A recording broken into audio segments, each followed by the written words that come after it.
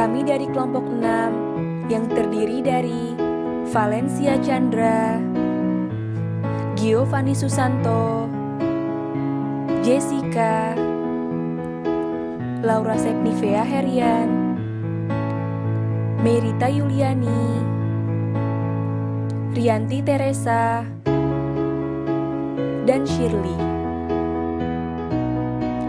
Pada pertemuan ini, kelompok kami akan membahas materi tentang strategi analisis and choice. Poin-poin yang akan dibahas adalah 1. Menjelaskan mengenai 3 tahap kerangka analisis dan memilih di antara strategi-strategi alternatif. 3 tahap tersebut yaitu tahap pertama, tahap input atau input stage. Tahap input adalah tahap di mana informasi input dasar yang dibutuhkan dirangkum untuk merumuskan strategi yang terdiri dari matriks EV, matriks IV, dan Competitive Profile Matrix atau CPM. Tahap kedua yaitu tahap pencocokkan atau matching stage.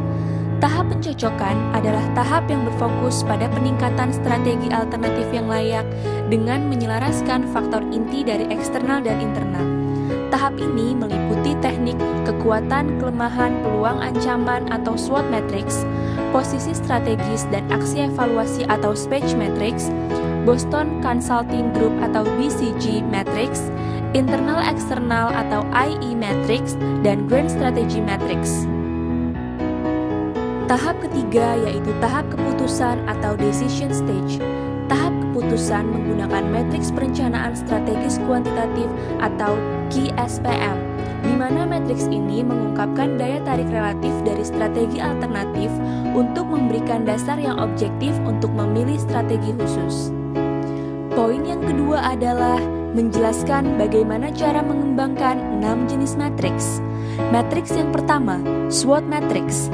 SWOT matrix merupakan pendekatan untuk menganalisa kekuatan, kelemahan, peluang, dan ancaman dari sebuah organisasi atau perusahaan. Di dalam matriks SWOT terdapat 4 jenis strategi. Strategi yang pertama yaitu Strength and Opportunity Strategi. Strategi ini menggunakan kekuatan internal perusahaan atau organisasi untuk mengambil peluang yang ada dari lingkungan luar. Strategi yang kedua yaitu Weakness and Opportunity Strategi. Strategi ini berfokus pada memperbaiki kelemahan perusahaan atau organisasi dengan mengambil peluang yang ada dari lingkungan luar. Strategi yang ketiga adalah Strength and Threats, menggunakan kekuatan internal perusahaan untuk menghindari atau mengurangi ancaman dari luar perusahaan. Strategi yang keempat adalah Weakness and Threats Strategi. Strategi ini merupakan taktik bertahan di mana mengurangi kelemahan perusahaan dan menghindari ancaman dari luar. Cara membuat dan mengembangkan matriks SWOT. 1. Mendata peluang eksternal dari perusahaan. Kedua, mendata ancaman internal dari perusahaan. Ketiga, mendata kekuatan internal dari perusahaan. Keempat, mendata kelemahan internal dari perusahaan. 5.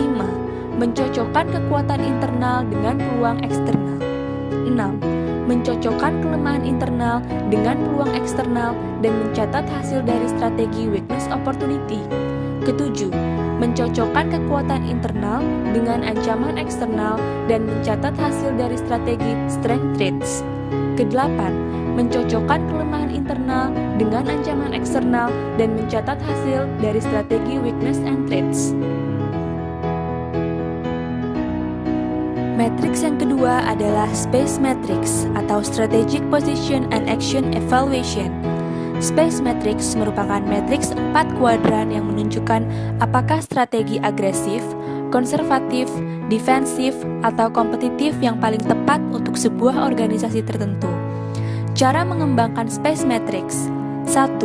Menentukan faktor-faktor yang mempengaruhi financial position atau FP, competitive position atau CP, stability position atau SP, dan industry position atau IP.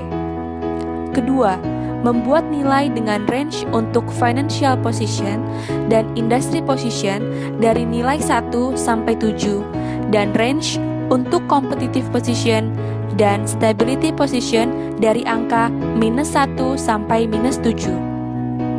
Ketiga, mengkalkulasikan nilai rata-rata dari financial position, industry position, competitive position, dan stability position. Keempat, buatlah titik atau plot dari setiap nilai rata-rata dari financial position, industry position, competitive position, dan stability position di dalam matrix space. Kelima, menjumlahkan kedua titik pada sumbu X dan kedua titik pada sumbu Y. Setelah itu, kita akan mendapatkan sumbu baru yaitu XY. Keenam, gambarkan directional vector dari titik 0 ke titik temu XY. Matriks yang ketiga adalah The Boston Consulting Group atau BCG Matrix. Matriks Boston Consulting Group adalah matriks yang membantu perusahaan dalam merumuskan strategi dengan membandingkan antara market share dan pertumbuhan industri yang kemudian menganalisa posisi di mana perusahaan berada. Manfaat dari matriks BCG adalah berfokus pada arus kas, karakteristik, investasi, dan kebutuhan organisasi dari berbagai divisi. BCG Matrix terdiri dari 4 kuadran, yaitu kuadran pertama, question marks. Pada kuadran pertama ini, organisasi harus memutuskan apakah akan memperkuat perusahaan mereka dengan mengejar strategi intensif, yaitu penetrasi pasar, pengembangan pasar, atau pengembangan produk, atau dengan cara menjual. Kuadran yang kedua yaitu stars. Kuadran kedua mewakili peluang jangka panjang terbaik organisasi untuk pertumbuhan dan profitabilitas. Kuadran ketiga yaitu cash cows. Kuadran ketiga yaitu untuk menghasilkan uang lebih dari kebutuhan mereka dan bagaimana harus mengelola uang tersebut untuk mempertahankan posisi perusahaan yang kuat selama mungkin. Kuadran keempat yaitu dogs. Pada kuadran 4, perusahaan bersaing dalam pasar yang lemah atau tidak bertumbuh serta bisnis sering dilikuidasi, divestasi, atau terpangkas melalui penghematan. Matriks yang keempat adalah matriks internal-eksternal. Matriks internal-eksternal didasarkan pada 2 dimensi kunci, yaitu internal factor evaluation skor total terimbang pada sumbu X dan skor total external factor evaluation tertimbang pada sumbu Y. 3 wilayah utama dari internal-eksternal matrix adalah 1. Tumbuh dan membangun, yang kedua, tahan dan memelihara, dan yang ketiga adalah divestasi.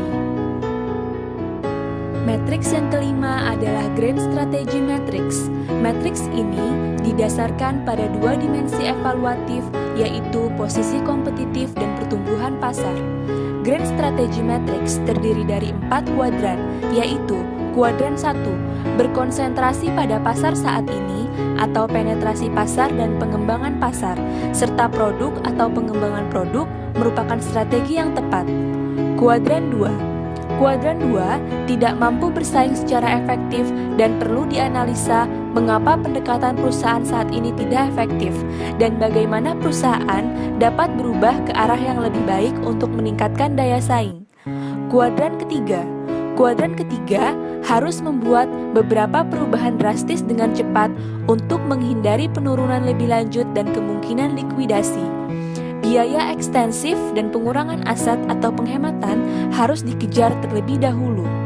Kuadran 4. Kuadran 4 memiliki tingkat arus kas yang tinggi dan kebutuhan pertumbuhan internal yang terbatas dan sering dapat mengejar diversifikasi terkait atau tidak terkait dengan sukses. Matriks yang keenam adalah The Quantitative Strategic Planning Matrix. Matriks ini secara objektif menunjukkan mana strategi alternatif yang terbaik dengan menggunakan input stage dan matching stage. Langkah-langkah membuat Quantitative Strategic Planning Matrix. 1. Buatlah daftar faktor penting perusahaan, yaitu peluang eksternal atau ancaman internal, dan kekuatan atau kelemahan di kolom kiri dari Quantitative Strategic Planning Matrix. Kedua, menetapkan bobot untuk setiap faktor eksternal dan internal. Ketiga, periksa tahap 2 atau matching stage matrix dan mempertimbangkan strategi alternatif yang akan diterapkan. 4. Tentukan attractiveness score. kelima, hitunglah sum attractiveness score. Yang keenam, hitunglah jumlah sum attractiveness score.